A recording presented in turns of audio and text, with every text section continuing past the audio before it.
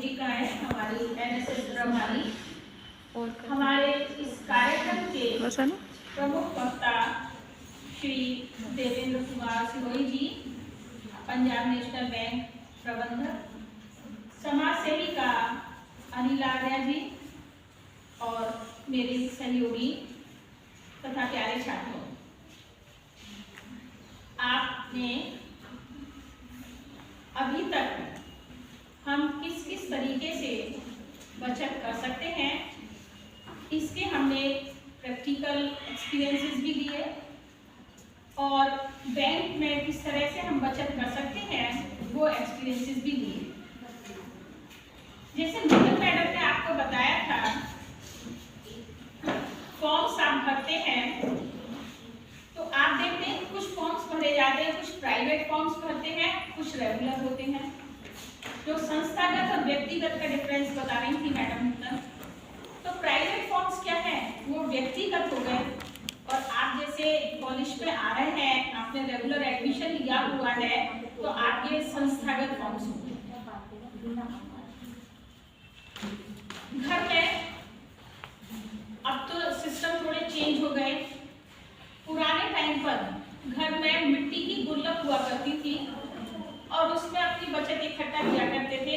हर एक बच्चा एक अपनी गुल्लक बना लेता था और उसके अंदर पैसे डालते थे, और जब भी कभी जब जरूरत पड़ती थी घर में, वो गुल्लक को फोड़ करके तब पैसे निकाले जाते थे, जिससे कि उस आवश्यकता जो हमारी उस समय में क्रिएट हुई है, उस आवश्यकता को पूरा किया जा सके। जब ये मॉनिटाइजेशन हुआ, नोटबंदी हुई, और उस नोटबंदी के अंदर जब गवर्नमेंट ने इमीडिएटली इफेक्ट से 500 का नोट बंद कर दिया, तो उसके लिए मुझे टाइम दिया था, और वो नोट जब बंद कर दिया तो नोट बंद होने पर ये प्रॉब्लम खड़ी हुई, जेंट्स ने तो अपनी जो भी उनकी सेविंग्स थी या जो भी पैसा उनके पास था वो उन्होंने बाहर निकाल दिया, लेडीज ने नहीं निकाला। मेरे ब्रदर हैं, बुआ जी के बेटे पुष्कर में रहते हैं, उनकी 2 बहुएं हैं और एक मेरी वो भाभी थी। 2-3 दिन तक वो देखते रहे कि शायद, मतलब चुप रही वो लेडीज तीनों, कि शायद उनकी ये जो उन्होंने छुपा करके जो पैसे रखे हुए हैं वो किसी तरह से ना बताने पड़े, उसमें जेंट्स को नहीं बताने पड़े। अल्टीमेटली जब उनको लगा कि नहीं बताने पड़ेंगे, अदरवाइज कागज के टुकड़े बन जाएंगे, तब उन्होंने अपनी बचत निकाल करके, और करीब ऐसा हो गया कि तीनों की जो बचत निकली वो 10 लाख रुपए निकली। तीनों लेडीज ने पता नहीं कब से कर रहे थे, तीनों लेडीज की 10 लाख रुपए के करीब इनकी बचत निकली। अब उन्होंने भैया से कहा कि ये हमारे पास ये लिखे हुए हैं, क्या करें। उन्होंने भैया ने कहा मुझे तो पता है क्या हो सकता है, आप जैसे चाहे वैसे करें, तीनों जेल में जाना मैं नहीं कर सकता। स्मॉल सेविंग्स, छोटी बचत जो है वो हमारी पोस्ट ऑफिस में भी होती है, डाकघरों में भी छोटी बचत का प्रावधान है, और हमारे बैंक भी इसमें सक्रिय भूमिका निभाती है। इसके साथ साथ आप सब लोग जो हैं भावी पीढ़ी की महिलाएं हैं, और छोटी बचत का एक महिला के साथ क्या सहसंबंध होता है ये आप सब जानते हैं। आप अपनी मदर को, अपने बड़े लोगों को देखते हैं कि घर में वो किस प्रकार से प्रबंधन करती हैं और उसमें बचत का क्या योगदान होता है।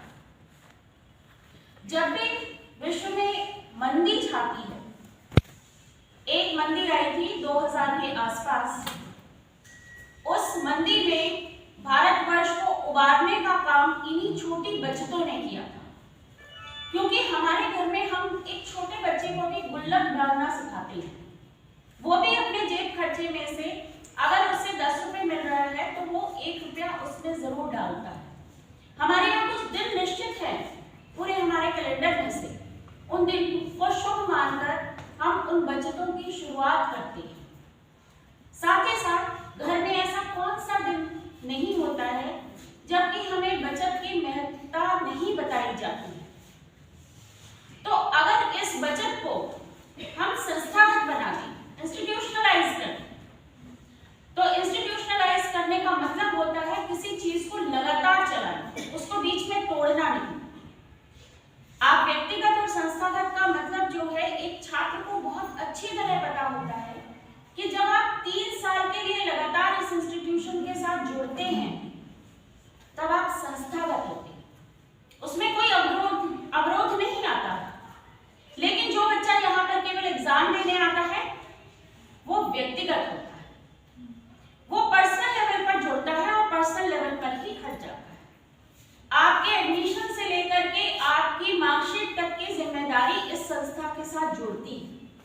तो जब हम किसी भी अवधारणा को संस्थागत बनाते हैं तो उसमें कंटिन्यूटी होती है, वो रुकती नहीं, वहां रिस्पॉन्सिबिलिटी होती है, उत्तरदायित्व होता है। तो बैंक का क्या रोल है छोटी बचतों में, ये आज आपके साथ जानने के लिए हमने आमंत्रित किया है। हमारे सहयोगी बैंक के प्रबंधक श्री देवेंद्र कुमार सिरोही को मैं आमंत्रित कर रही हूँ कि वो मंच पर आए और आपके साथ अपनी बात। रकम होती है जिसको हम हर महीने पहले डिसाइड करके बताएंगे बैंक को कि मैं 100 रुपये महीना इतने दिन के लिए जमा करेंगे, उस पर ब्याज मिलेगा आपको। और एक लमसम, जब मेरी जेब में 10 रुपये हैं और हर महीने तब मुझे कुछ पता नहीं है तो ये नहीं हो सकता। लेकिन जब मुझे पता है कि मेरे पास 10 नहीं 20 रुपये होंगे तो कम से कम 10 रुपये का इन्वेस्टमेंट कर सकते हैं। तो उस 10 रुपये को हर यदि 5 साल के लिए जमा करें तो हमें एक ह्यूज अमाउंट मिलेगा, बड़ा अमाउंट मिलेगा हमें, जिसको हम अपने आने वाली जो हमारी फ्यूचर प्लानिंग है उसको हम इम्प्लीमेंट कर सकते हैं। तो बच्चों, मेरा कहने का तात्पर्य ये है कि हम यह शिक्षा ग्रहण करने के लिए केवल सर्टिफिकेट लेने के लिए नहीं आए हैं, यहाँ हमें बहुत कुछ करना है, क्योंकि ये तो एक माध्यम है, एक सीढ़ी है किसी भी संस्थान में हमें जाने के लिए या अपने जीवन को आगे बढ़ाने के लिए। तो यदि आज की डेट में हम ये महसूस करेंगे कि मुझे ये बनना है तो उसके लिए पैसा आएगा। पैसे कहाँ से आएगा? वो हमारी सेविंग्स से आएगा। और सेविंग्स कहाँ से आएगी? हमारे मन से आएगी। जब हम मन से चाहेंगे तो सेविंग जरूर आएगी, अन्यथा नहीं आएगी। कि कोई आपकी पॉकेट में 10 रुपये रखेगा नहीं, वो तो आपको खुद ही अपनी मनस्थिति को ऐसा बनाना होगा कि वो बचत हो, और उस बचत का हम आने वाले समय में हमारे अपनी पढ़ाई के लिए या हमारे अपने किसी उद्योग के लिए या हमारे किसी ऐसे कार्यक्रम के लिए जहां आप अपने पेरेंट्स की हेल्प कर सकते हैं, उस काम में आ सकते हैं। कुछ स्कीम ऐसी हैं जो आप अपने छोटों को बता सकते हैं, अपने पेरेंट्स को बता सकते हैं। सुकन्या जमा योजना करके है, उसमें हर साल आपको कुछ पैसे जमा करने होंगे, मैक्सिमम 1.5 लाख होगा। उस 1.5 लाख का आप यदि हर महीने जमा करेंगे, और जो बच्ची जो जब 18 साल की होगी तो उसको एक ह्यूज अमाउंट मिलेगा, जिससे कि वो उसकी शादी में या उसके पढ़ाई में या फर्दर हायर एजुकेशन में उसकी हेल्प हो सकती है। तो ये आप चाहें तो अपने पेरेंट्स को बताकर, अपने बड़ों को बताकर इसका फायदा उठा सकते हैं। पेरेंट्स यदि हमारे इतने जागरूक नहीं है तो उनको ये भी बताया जा सकता है कि एक पब्लिक प्रोविडेंट फंड होता है, उसको भी हम 1.5 लाख मैक्सिमम जमा कर सकते हैं 1 साल में, और 15 साल की स्कीम होती है। 15 साल में किसी भी पेरेंट्स के लिए अपने बच्चे की को एक धरोहर राशि के लिए, एक एजुकेशन पॉइंट ऑफ व्यू से या उसकी marriage education point of view से या उसके फ्यूचर प्लानिंग के लिए किसी एस्टेब्लिश करना है, उसको किसी उद्योग को करना है, तो उसमें भी वो बचत काम आ सकती है। उसमें भी यही है कि 1.5 लाख रुपए पर ईयर से ज़्यादा, 1.5 लाख से ज़्यादा पर ईयर नहीं कर सकते हम, लेकिन 15 साल बहुत होते हैं। 15 साल में हमारे एक ह्यूज अमाउंट इकट्ठा हो सकता है जो हमारे भविष्य के लिए काम आ सकता है। अब हमारे मैं कुछ कहूँगा कि अपने जो सीनियर्स यहाँ बैठे हुए हैं, जो 60 साल से ऊपर है, सीनियर सिटीजन स्कीम भी है उनके लिए।